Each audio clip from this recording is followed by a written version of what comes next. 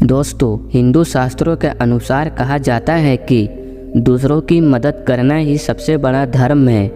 मदद एक ऐसी चीज़ है जिसकी ज़रूरत हर इंसान को पड़ती है, चाहे आप बूढ़े हो, बच्चे हो या जवान हो। सभी के जीवन में एक समय ऐसा ज़रूर आता है जब हमें दूसरों की मदद की आवश्यकता पड़ती है।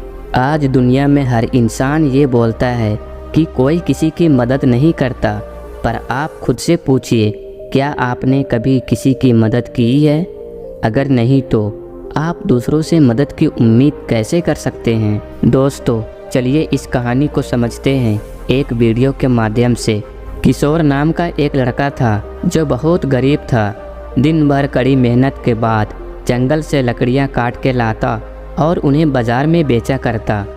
एक दिन किशोर सर पे लकड़ियां का गठरा लिए जंगल से गुजर रहा था। अचानक उसने रास्ते में एक बूढ़े इंसान को देखा जो बहुत कमज़ोर था। उसको देखकर लगा कि जैसे उसने काफ़ी दिनों से खाना नहीं खाया है।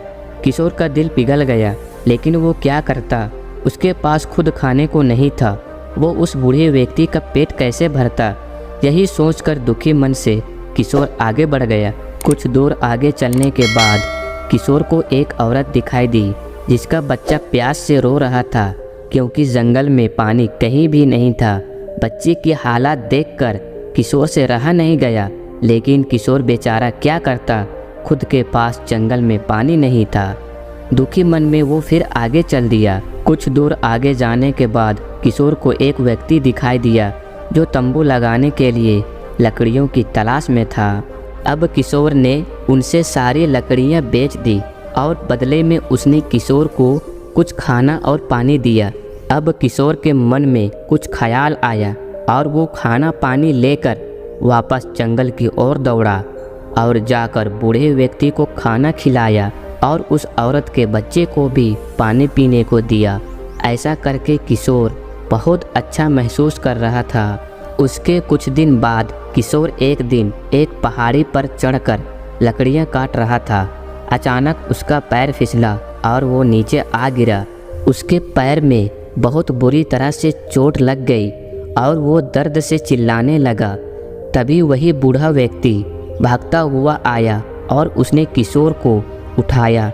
जब उस औरत को पता चला तो वो औरत भी भागती हुई चली आई और उसने अपनी साड़ी का आंचल चीर फाड़ करके उसके पैर पे अच्छे से पट्टी कर दी।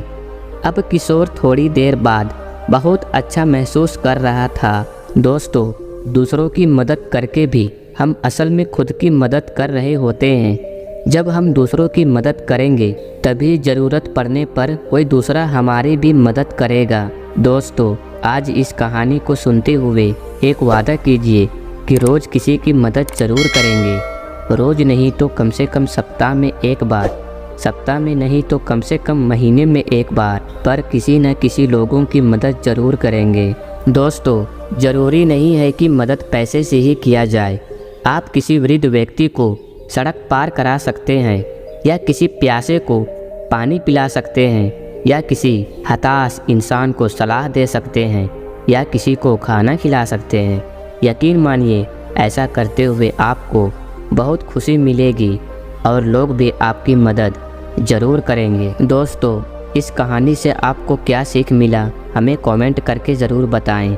आपका बहुत बहुत धन्यवाद।